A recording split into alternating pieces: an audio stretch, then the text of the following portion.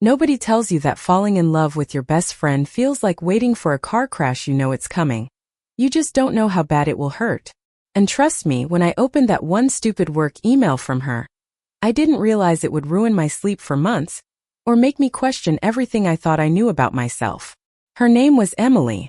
And Emily had a way of writing emails that felt like late-night conversations, the kind where your guard drops, your words stretch past the edges of professionalism, and suddenly you're confessing things you didn't mean to. She was my colleague, my confidant, the one person I trusted with my coffee orders and my career meltdowns alike. But that night, staring at her words glowing on my laptop screen in my tiny apartment in Chicago, I knew I was in trouble. The subject line had been nothing special. Presentation slides, need your thoughts. But the body? God, it was the kind of casual vulnerability you never expect to find between bullet points and deadlines. Also, I don't know why I'm telling you this, but I couldn't stop thinking about our conversation yesterday. The way you made me laugh at that awful client joke yet reminded me that not everything in this job has to feel like drowning. You make it lighter. You make me lighter. I reread that line maybe 20 times, my pulse kicking hard against my ribs. My first reaction was denial. This was Emily straight, dependable Emily with her long list of ex-boyfriends, and her strict rule about never mixing work with her personal life. She wasn't flirting. She couldn't be. And yet, the warmth in her words reached through the screen and wrapped around me like a secret I wasn't supposed to hear. I closed my laptop, but it didn't help. The words were already branded on me.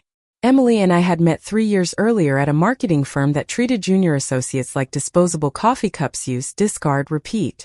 We'd survived the chaos by clinging to each other. She was brilliant in a room full of loud men, funny in the way that sneaks up on you, loyal in a way that felt almost old-fashioned. I loved her. Of course I did. But not like theater, so I told myself over and over. Until the email. That night I paced my kitchen barefoot, the cold tile under my toes grounding me while my mind ran 100 miles an hour. Should I reply? Should I ignore it? Should I pretend like nothing happened? Every option felt like standing at the edge of a cliff, staring down. I didn't answer until the next morning, and even then I played it safe. Thanks for sending this over, slides look great. Also, you're not giving yourself enough credit, Cherie. The reason most of us survive those awful clients. It wasn't much. But it was enough to keep the door cracked open. 2 weeks later, that door was blown wide apart. We were in New York for a client pitch, running on 3 hours of sleep and too much cheap hotel coffee. After the meeting, instead of celebrating with the team, she tugged at my sleeve and said, "Walk with me." We ended up in Central Park, the city humming around us, autumn leaves falling like slow-motion confetti. Emily shoved her hands in her coat pockets and looked straight ahead, her jaw tight. "You ever feel like you're living the wrong life?" she asked. The question hit me in the gut. I swallowed, suddenly hyper-aware of the space between us. "All the time," I admitted. She glanced at me then, her eyes softer than I'd ever seen them. "Yeah, same." We walked in silence, but the air was heavy with everything we weren't saying. I felt it in the way our shoulders brushed, in the way her breath hitched when my hand accidentally grazed hers. By the time we made it back to the hotel, my entire world was off its axis. The shift was subtle at first, texts that lingered late into the night, inside jokes that felt like promises, her gaze finding mine across crowded conference rooms. But then came the night everything cracked wide open. It was a Friday. We'd gone out with coworkers after another grueling week, and Emily had one drink too many. I offered to walk her home, partly because she was tipsy, mostly because I couldn't bear to leave her side. In her apartment, she kicked off her heels and collapsed on the couch, laughing at nothing, her hair a wild mess around her flushed face. She looked at me like I was something fragile and dangerous all at once. "You know what's funny?" she said, her voice low, conspiratorial. "Everyone thinks I have it all figured out. The job, the dating, the whole straight girl life. But I don't. I don't know anything." I froze, my heart pounding. Emily, her smile faltered. She sat up, suddenly serious. "Sometimes I think the only thing I do know is how I feel when I'm with you." The room went so quiet I could hear the hum of her fridge. My throat burned, my skin prickled, my every instinct screamed to run, to laugh it off, to keep our friendship safe. But then she whispered, almost broken, "Tell me I'm not crazy." And I couldn't. Because she wasn't. Because I felt it too. I leaned in before I could stop myself. And when our lips met, soft and trembling, the world disappeared. But falling in love with Emily wasn't the hard part. Staying in love with her, that was war. The morning after, reality hit us like a hangover. She wouldn't look at me while she made coffee, her hands shaking slightly as she poured. "We can't do this," she said finally. "We work together. People talk. And I don't even know what this means for me." Her words sliced through me, sharp and merciless. I wanted to argue, to beg, to tell her she'd already changed everything. But I stayed quiet, watching her retreat behind her walls. That set the tone for weeks to come, a push and pull that left me dizzy. At work, she kept things professional, even distant. But in the quiet moments, the walls crumbled. A brush of her hand under the table, a smile that lingered too long, late-night calls where her voice broke into whispers of, "I miss you." It was torture, wanting her in a world that wouldn't allow it. The breaking point came in December, at the company holiday party. The office was strung with lights and fake cheer, music blasting while people got sloppy on free champagne. Emily showed up in a red dress that made my chest ache just looking at her. She laughed with our coworkers, posed for photos, and when one of the guys wrapped an arm around her waist for a picture, something inside me snapped. I left without saying goodbye. Later that night, she showed up at my apartment, breathless, hair wind tangled from the cold. "Why'd you leave?" she demanded. I tried to brush her off, but my voice cracked. "Because I can't do this anymore, Emily. I can't be your secret. I can't keep pretending I don't want more than stolen moments and half-truths." She flinched, her eyes wet. "Do you think I don't want more? Do you think this is easy for me? Then what are we doing?" I whispered. For a long time she just stood there silent. Then she crossed the room and kissed me like her life depended on it. And in that moment I knew we were already in too deep. The night Emily kissed me again in my apartment, I thought maybe, just maybe, things would finally change. That maybe she had chosen me, chosen us. But love, at least the kind we stumbled into, was never that simple. Because the next morning she was gone. No note, no text, nothing. Just the faint smell of her perfume lingering on my pillow, and the cruel ache of absence that greeted me when I woke up. I stared at my phone for hours, refreshing, waiting, praying. But silence was all I got. By Monday, when I walked into the office, Emily was back in her armor. Professional smile. Crisp blazer. A coolness that made me doubt every kiss we'd shared. She didn't look at me during the team meeting. She didn't stop by my desk. She barely acknowledged my existence. And it destroyed me. The weeks that followed were hell. I tried to focus on work, burying myself in campaigns and client calls, but everything felt hollow without her warmth beside me. At night I replayed every moment, every word, every touch, wondering if I had imagined it all. Then one evening, after another 14-hour day, I found her waiting by my car in the parking garage. She looked exhausted, hair loose, eyes shadowed, her hands shoved deep into her coat pockets. "Can we talk?" she asked. My chest tightened. "Now you want to talk?" She winced but didn't back down. "Please." We sat in my car, the city lights flickering through the windshield. She didn't touch me, didn't even look at me, just stared straight ahead. "I'm scared," she said finally. Her voice was quiet, almost breaking. "I've spent my whole life following the rules, dating men, climbing the ladder, making my parents proud. And now," she paused, swallowing hard, "now I'm falling for you, and it feels like everything I've built is collapsing." My throat burned. I wanted to comfort her, to tell her she wasn't alone, but the hurt was still raw. "So what? I'm just a wrecking ball in your perfect little life." Her head snapped toward me, eyes wide. "No. God, no. You're the only thing that feels real." The words hit me like a tidal wave. For a moment the anger drained away, replaced by something softer, fragile. But before I could answer, she whispered, "I just don't know how to do this. How to be this." I reached out, brushing my fingers over hers on the console. "Then we figure it out. Together." For the first time in weeks she smiled, a small, trembling thing but real. And in that moment I believed we could survive anything. Belief, though, is a fragile foundation. The more we tried to build a life in the shadows, the more it strained us. Emily hated lying to her family. I hated pretending at work. We were careful, always careful, but fear hung over us like a storm cloud. One night, she showed up at my apartment after a dinner with her parents. She collapsed onto my couch, eyes red, mascara smudged. They asked me again when I'm going to settle down, she said, voice cracking. With a nice guy. With someone who can give them grandkids. I sat beside her, pulling her into my arms. What did you say? She laughed bitterly. I lied. Like always. I said I was too busy with work. Her body shook against mine, and I held her tighter, hating that she had to choose between honesty and acceptance. Hating that I couldn't take that weight away from her. I whispered into her hair. You don't owe anyone a version of yourself that makes them comfortable.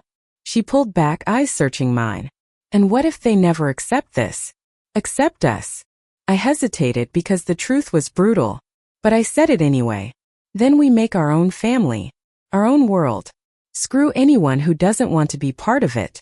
She kissed me then, fierce and desperate, as if trying to drown her fears in me. I let her. I wanted to believe love could be enough. But love doesn't erase fear. And hers came back to haunt us in ways I didn't expect. Started at work. A careless moment here, a slip of the mask there. A coworker walked in on us standing too close in the break room. Another noticed how we left together after late nights. The whispers grew. Nothing direct, nothing we could confront, but enough to make Emily spiral. One afternoon after a meeting, she pulled me into an empty office. Her hands were cold, her eyes wild. They're noticing, she hissed. People are talking. So let them talk, I said, exasperated. You don't get it, she snapped. If this gets out, it's not just gossip. It's my career. My family. My whole damn life. I stared at her, stunned. And what am I, Emily? Just a risk assessment. The silence that followed was suffocating. Finally, she whispered, I don't know. Those 3 words cut deeper than any rejection ever could. I pulled back. For weeks, I avoided her texts, ignored her calls. At work, I was polite, professional, distant. And it killed me, every second of it. But I couldn't keep being her secret. Couldn't keep tearing myself apart to protect her from a truth she refused to face. Then came the night everything exploded. We were both assigned to fly to San Francisco for a major client pitch. 2 days of forced proximity, 2 days of pretending. I thought I could handle it. I was wrong.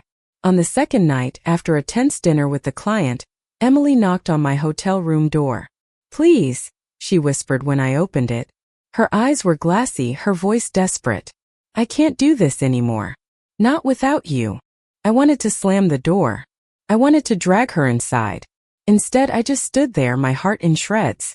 You don't get to come back every time it's convenient, I said, my voice shaking. You don't get to kiss me one night and deny me the next. You don't get to break me and then expect me to still be here waiting. Tears spilled down her cheeks. I'm sorry. I'm so sorry. I'm a coward, I know that. But I love you. I love you, and I don't know how to stop. The words undid me. I pulled her into the room, into my arms, into my bed. And for one night, the world disappeared again. But reality always comes back. The morning after, lying tangled in hotel sheets, I knew we couldn't keep living in this cycle. Love, fear, denial, repeat. Something had to break. And deep down, I knew it might be us. The breaking came faster than I expected.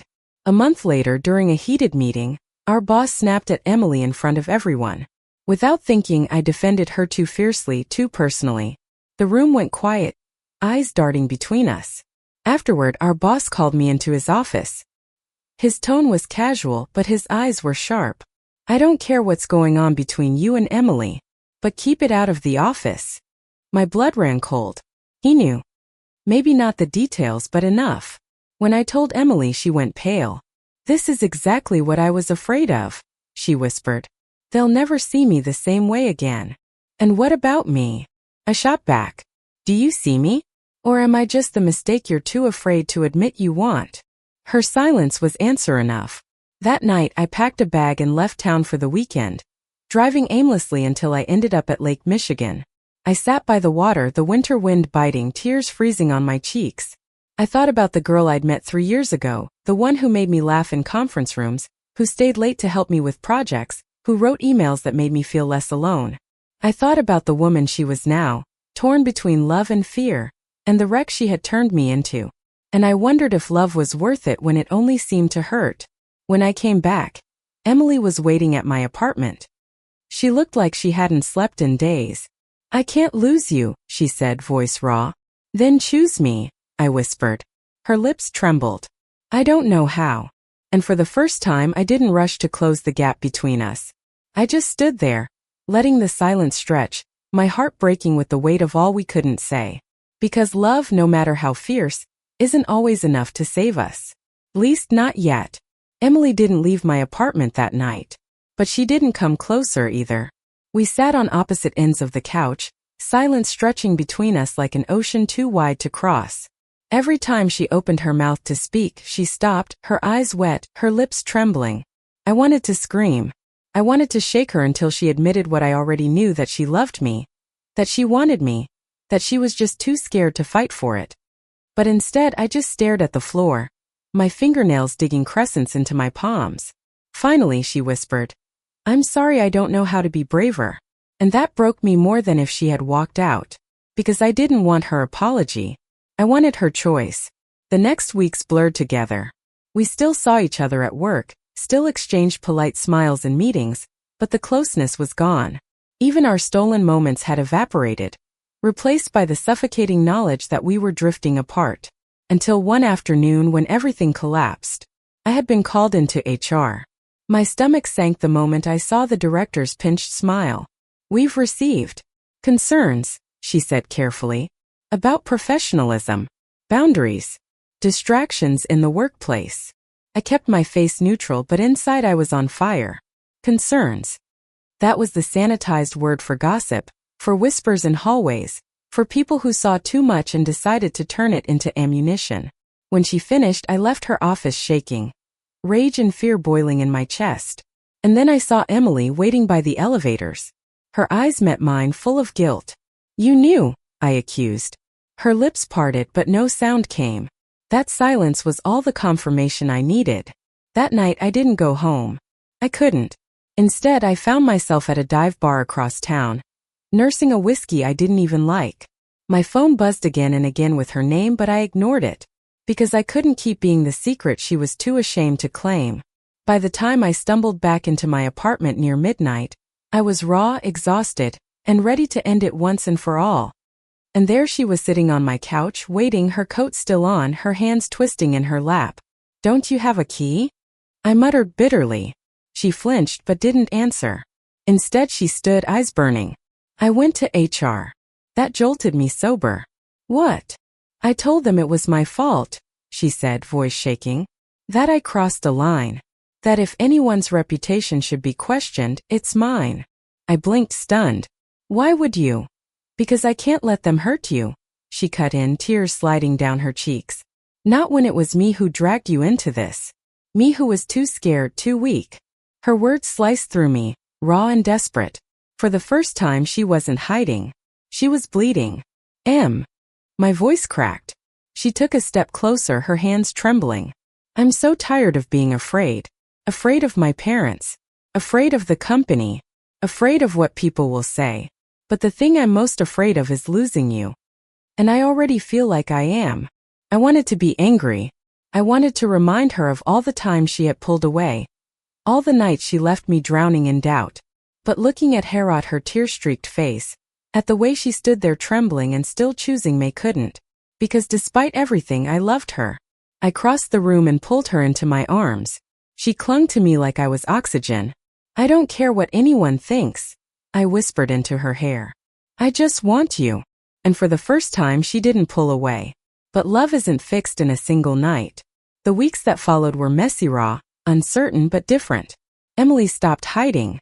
She no longer kept her distance at work, no longer avoided my gaze. She still wasn't ready to tell everyone, but she let herself show me in small ways. A hand on my shoulder during meetings. A smile she didn't smother when we crossed paths. It wasn't perfect, but it was progress. Until the call came. I was at my desk, buried in reports, when Emily appeared, pale and shaken. "It's my mom," she whispered. "She knows." My stomach dropped. We ended up in her car, parked in a quiet lot, her phone buzzing nonstop on the dashboard. She buried her face in her hands. "She saw a text," she said, voice muffled. One I sent you last night. She's been calling ever since. My heart pounded. What are you going to do? Her eyes met mine wide with fear. I don't know. For a long time silence filled the car. Then with trembling hands, she picked up the phone and called back. I listened as her mother's voice spilled through the speaker, angry, hurt, accusing. Words like phase and shame and what will people think cut through the air. Emily tried to answer, her voice breaking, but her mother steamrolled her at every turn. Finally, Emily hung up, sobbing. I reached for her hand, but she pulled away. She'll never forgive me, she choked out. Never. And in that moment I saw just how deep her fear went. Not just fear of rejection, but of losing the people who had defined her whole life. I didn't know how to fight that.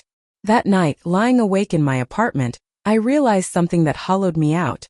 Love might not be enough to save us if she couldn't choose herself. And yet I couldn't stop choosing her. Things only grew harder. Word of her family's disapproval spread quietly through the grapevine, twisting into office gossip. Some colleagues avoided us, others smirked behind our backs. Every day felt like walking through a minefield. One evening after a brutal day, I found Emily at my door again. Her eyes were swollen from crying, her voice hoarse. They want me to come home, she said. To talk. To fix this. My chest ached. And what about us? She swallowed hard. That's what I don't know. The silence between us was sharp, cruel. Finally I said, then maybe you should go. Figure out what you want. Because I can't keep living half a life with you. Her face crumpled. Please don't give up on me. I'm not, I whispered. I'm just asking you not to give up on yourself. She left 2 days later. The apartment felt emptier than ever. The city colder. I threw myself into work, into friends, into anything that would distract me. But nothing filled the space she left behind. Nights were the worst. Every time my phone buzzed, my heart leapt, hoping it was her.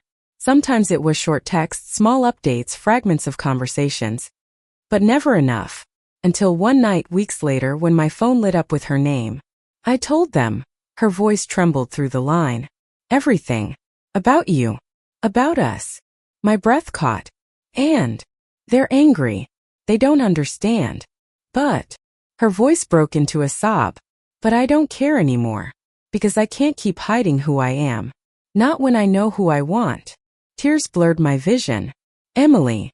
I'm coming home, she whispered. When I opened my apartment door an hour later, she was standing there shivering, tear-streaked, but smiling through it all. Before I could speak, she threw herself into my arms. I choose you, she cried against my neck. I don't know what the future looks like. I don't know if my parents will ever accept it, but I don't care. I'm done being afraid. I just want you.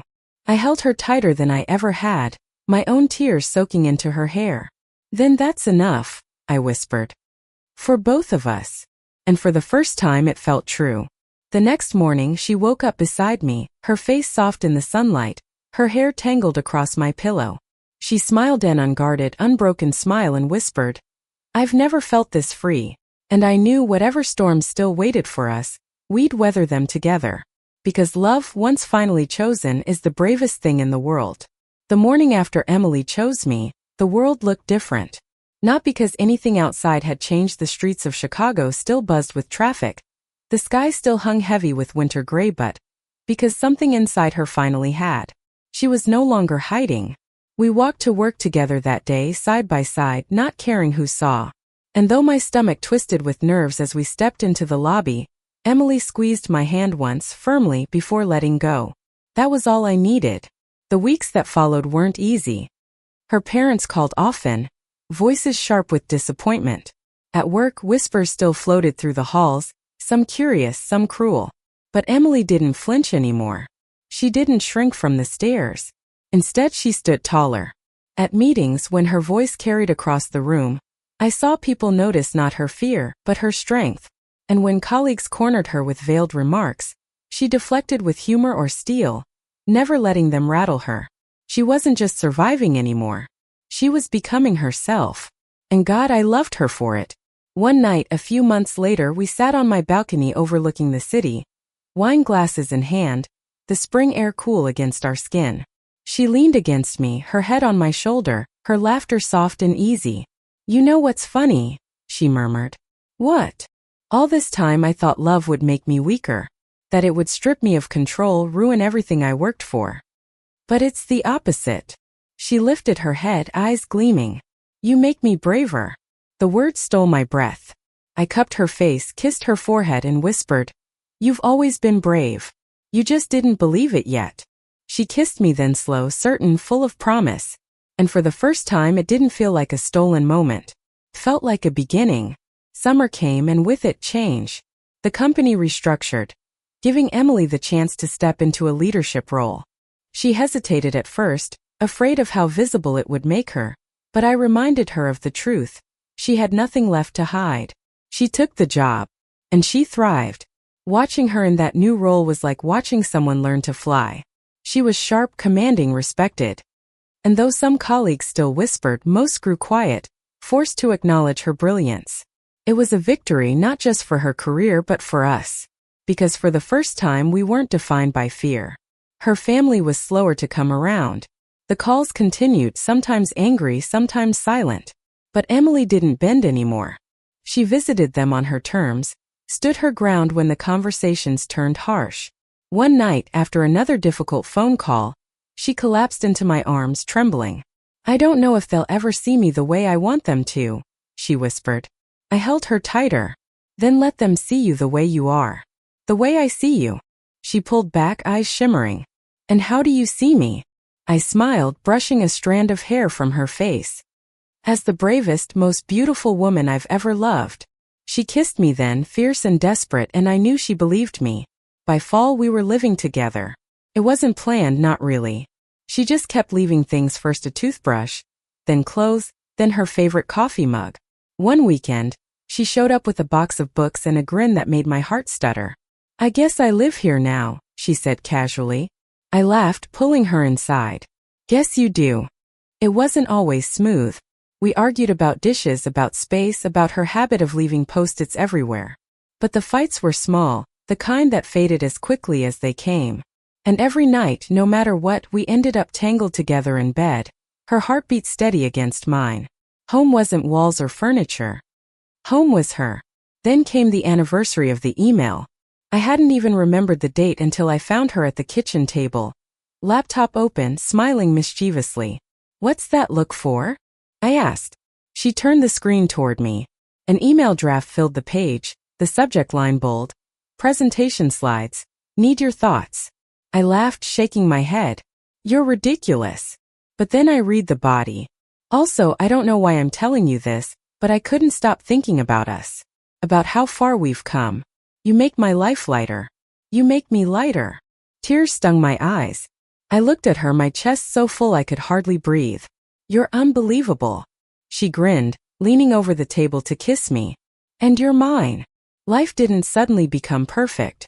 Her parents still struggled. Work was still demanding. There were still days when fear crept back in, when old wounds reopened. But we faced them together. We built routine Sunday mornings at the farmer's market, late-night walks by the lake, cooking disasters that ended in laughter and takeout.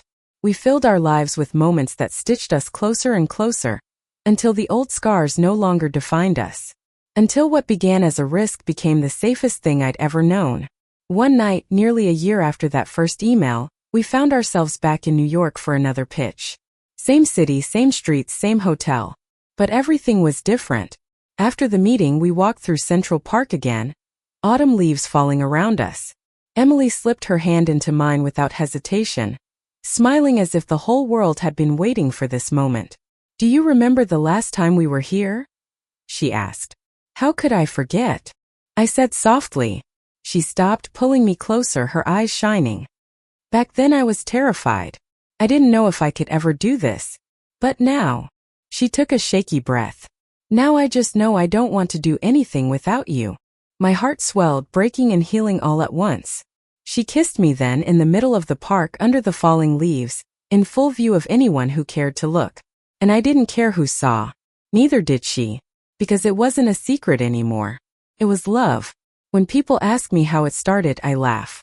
Because the truth is, it began with something as small, as ordinary as an email. Words on a screen. A line meant to be forgotten. But those words changed everything. They led to heartbreak and fear, to whispers and fights, to nights spent questioning if love could survive the weight of the world. But they also led to laughter, to bravery, to forgiveness, to mornings filled with coffee and sunlight and the quiet certainty of home. And they led most of all to her. To Emily. To the kiss that made my heart race then and every day since. Because sometimes love doesn't arrive the way you expect. It doesn't knock politely or wait until you're ready. Sometimes love crashes through your life disguised as a work email. And if you're brave enough to answer, it just might change everything. Thank you for listening. Like and subscribe to get notifications about next videos.